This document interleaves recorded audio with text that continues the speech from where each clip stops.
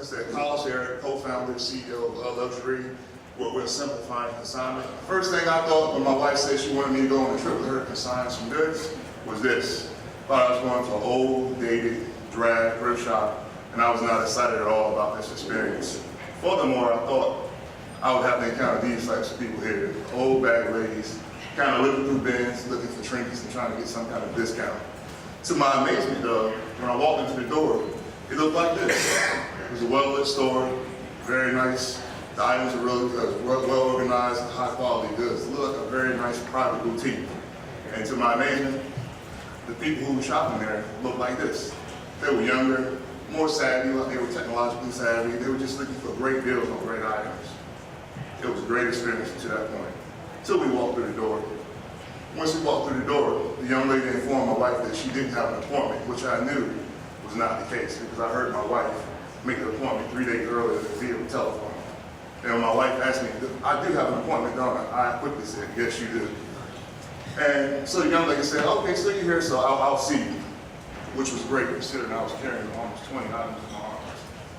So after sitting there for over 45 minutes, they were still sorting through my wife's items, trying to determine which items they actually wanted to keep, of which many of them they didn't for various reasons. They were out of season, they didn't agree with the style or the price point, so that was fine. As we were walking out the door, the young lady informed my wife, just call us back in 6 weeks and we'll tell you what's sold, which was amazing to me. I could tell my wife was already irritated by the entire process.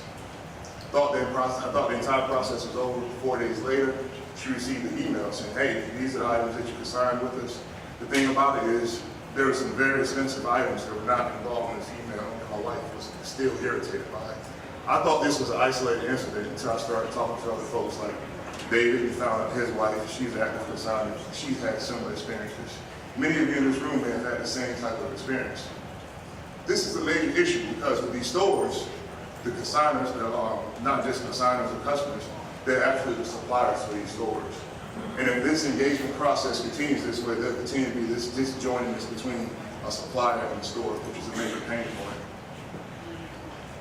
So, you probably would think it's a very small problem. There are not many of these shops, they're little mom and pop shops. But in fact, as I started doing research, I found that was not in fact the case. There are actually over 30,000 resale stores throughout the United States.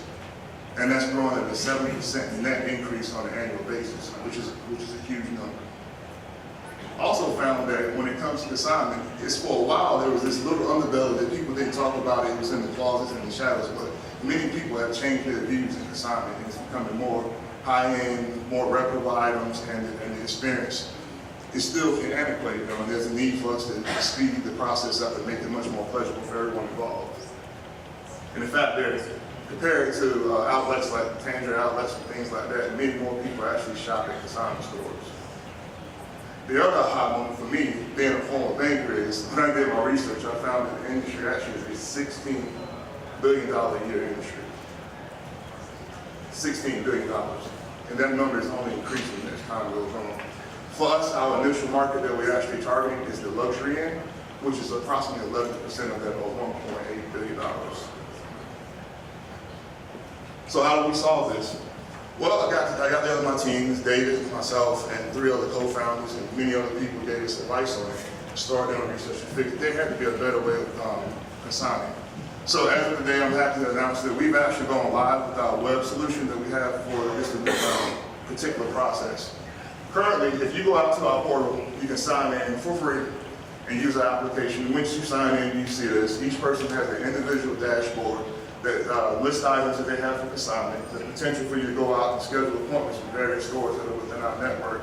And you also have a running log with items, where they are and the status that they are in their particular consignment life cycle.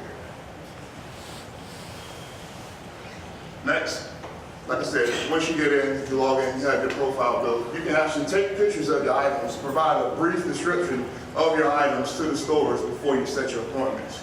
You go out, you look at our portfolio of stores that we have in our network, and you can select which stores, multiple stores at one time, that you can send your items out for consignment. Once you do that, that alleviates the need for you to go to multiple stores with all these items in hopes that someone actually accepts your goods, which is a major pain point for the stores as well as the consigners.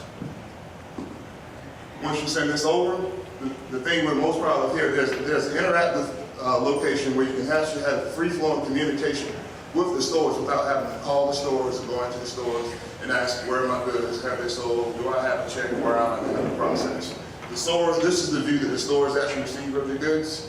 Once they get it, they can either A, accept your items for an appointment, or they can decline or give you further detail in that same environment. So that's what we currently are with our solution. Down the road, we have other iterations and capabilities we'll bring online, but that's what we currently are now. We feel like by doing this alone, it will actually reduce the equivalent of 1.5 FTEs for the stores on an annual basis, which equates to about $50,000 just by implementing this solution. My team, like I said myself, I'm a former banker, biz dev guy, so these stores, these companies that we deal with, I'm passionate about. These are very similar to our former clients that I will go out and visit and see. So I know their pain points, I know this is the livelihood for them, their lifeblood for their family. So I have a passionate point about helping these companies out. David, he's a former investment banker. He's well gifted at going in and looking at situations, creating value, and he's had successful exits as well. So we have other members on the team that bring great value in their particular domain from Cisco, IBM, and other technological backgrounds. We have the most important thing here is Todd K. We call him Todd K. He's the madman behind this, behind the curtains, and that's what he prefers to be. He's done a lot of our development work for us. So what have we done? We've done a lot of great things. We finished Groundwork Labs in the winter, which was great for us. It allowed us to really hone in on our business model and kick out solutions around, make sure everything we assumed was true. Got banged around my job quite a bit, which was really good for us. We appreciate that. We're currently in beta testing with mobile applications as well right now. That'll come later on in Q3 of this year. And we also recently completed the boot camp at the startup factory, which is ready, will allow us to hone in and even closer on our core competencies. Like I said, the web app is available now. We have a soft launch that we're going out on April 1st, but you all are the first to know that it went live this morning, so you can actually look at the website, give us some feedback on it as well, and also join. And the mobile app, like I said, comes in the third quarter of this year. So how do you help? Very easy. If we're looking for warm introductions for stores or key decision makers in these stores, so we can help bring the solution to life for them. So if you can sign, you have stores you use, let us know. We'd like a warm introduction so we can talk to them. Also, if you know people who can sign, let them know about our solution. Sign up, it's free. We'd love to get them engaged, build the community up. As well as you all, if you would go out, look at it, sign up, give us some feedback, and continue to support us. So that's it for today. Any questions? Yes. How many stores or consignment shops do you have in your market so far? Currently, we're testing with one local store as we're going through the beta test, but we do have other stores that we have agreements lined up that will be closing out in the next 60 days or so.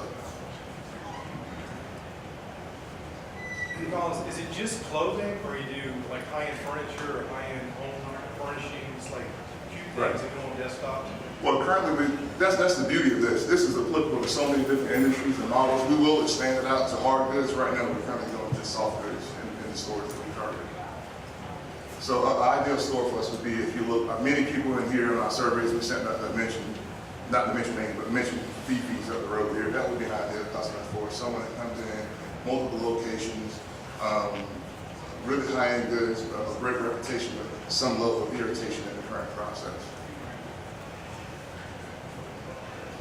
Are there any large chain consignment stores where you can go to make a land grab, or is it going to be one boots on the ground? No, not all. So Fifi's, that's why they would be ideal. Fifi's, they're actually a franchise, and currently I think there are like 18 of them nationwide. They have a target of having 75 companies in the next 3 years, 75 locations in the next 3 years. So there are several chains like that. Even locally, we've identified multiple locations